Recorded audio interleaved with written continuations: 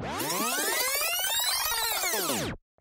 Everyone, welcome to Unimonks. बच्चों, आपका paper दिन ब दिन करीब आता जा रहा है और आपको अपने प्रिपरेशन में जीटी का पेपर देना है, तो आप ध्यान से ये सारी न्यूज़ देखेंगे जो आपके पेपर में रिलेटेड क्वेश्चंस दे सकती हैं, राइट। लेकिन हमें पता है कि यू आर ऑलरेडी बिजी और आपको ये चीज फिल्टर करने में टाइम लग सकता है, इसीलिए we are here to present each and everything related to your paper जो आपके पेपर में आ सकता है और उसकी जानकारी आपको एक ही वीडियो से मिल जाए, राइट। तो आज के वीडियो में हम लोग क्या डिस्कस करने वाले हैं about a very popular and very trending news which is कि first rupee payment for oil to UAE, India looks for more deals like this, no targets but.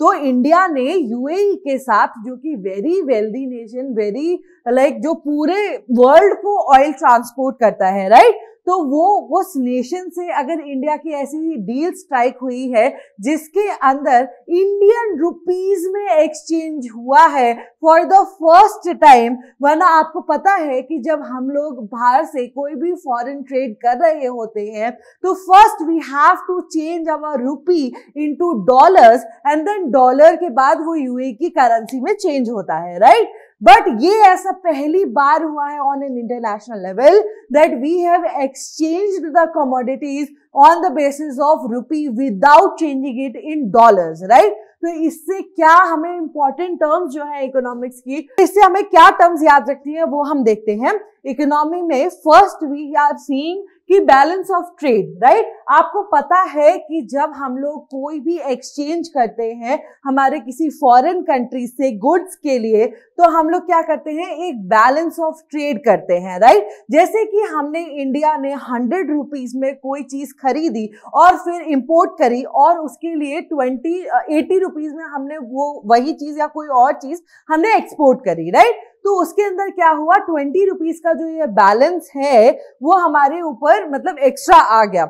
हम लोग उसे कहाँ रखेंगे, फॉरेक्स रिजर्व में रखेंगे, राइट। बैलेंस ऑफ ट्रेड में जब हम इंपोर्ट एक्सपोर्ट कर रहे हैं तो फॉरेक्स रिजर्व का भी एक बहुत बड़ा रोल होता है। आपको पता है फॉरेक्स रिजर्व इज व्हाट, जिसके अंदर हम फॉरेन करेंसीज रखते हैं, राइट। तो जब बैलेंस ऑफ ट्रेड कर रहे हैं हम लोग, तब क्या हुआ कि इसे एग्जाम्पल से मैं समझा रही हूँ वही कि इंडिया ने अगर 100 रुपीज में कोई भी चीज इंपोर्ट करी है और मान लीजिए 80 रुपीज में कोई और कमोडिटी एक्सपोर्ट करी है, तो 20 रुपीज का जो हमें लॉस हुआ है वो हम कहाँ से पे करते हैं, फॉरेक्स रिजर्व से, ठीक है, जिसके अंदर फॉरेन करेंसी है।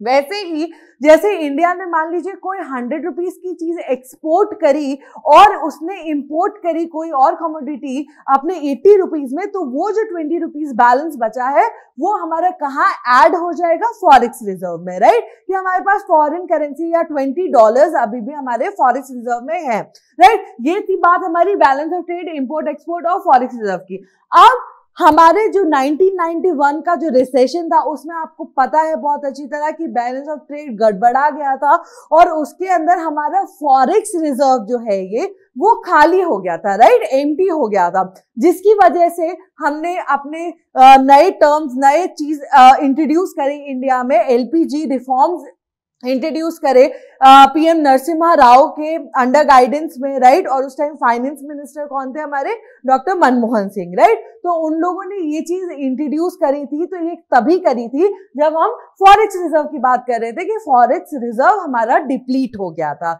राइट। अब क्या बात है, appreciation and depreciation. Last point is कि भाई जब हम लोग कोई भी ट्रेड करते हैं तब हमें यही दिक्कत आती थी कि मान लीजिए यूएई ने अपने ऑयल का प्राइस उतना ही रखा है, मतलब बहुत टाइम से उतना ही है, राइट, कांस्टेंट है, अनलेस एंड अनटिल उसने चेंज नहीं करा।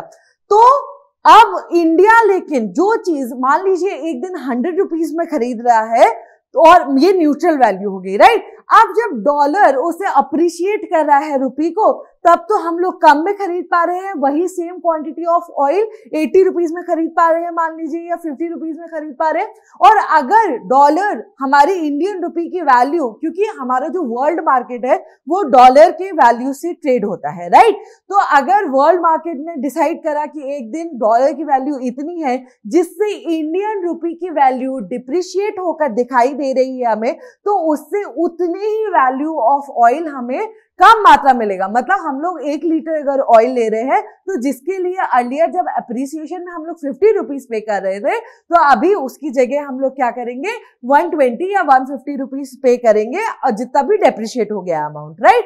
तो अप्रिसिएशन एंड डेप्रिसिएशन इस पे डिपेंड करता था डॉलर्स के टाइम पे। बट अगर इंडिया ने ये इनिशिएटिव लिया है अब, और एक बड़ी कंट्री ने ये माना है on an international level that yes we can trade in Indian rupees, so this is a very good deal, because अगर यूएई अपना प्राइस चेंज नहीं करता है तो हम लोग सेम ही प्राइस पे without the thinking about appreciation and depreciation of rupee in case of with the dollar, तो हम लोग अपने इंडियन रुपी में ही ट्रेड कर सकते हैं, राइट। समझ में आया आपको कि ये सारे टर्म्स आपकी इस एक न्यूज से कैसे इंपॉर्टेंट है, और आपको आ सकते हैं वहां पर ये चीज पूछने के लिए कि what does this mean, what is balance of trade, what is forex reserve, right. तो आपको ये सब चीजें याद रखनी है। ऐसे ही एक न्यूज आर्टिकल को हम लोग अपने एग्जाम से रिलेट करते हैं। वेल, उम्मीद है आपको इस वीडियो में सारी चीजें समझ आई होंगी, और ऐसे ही अमेजिंग वीडियोस के लिए please subscribe to Unimonks. Thank you.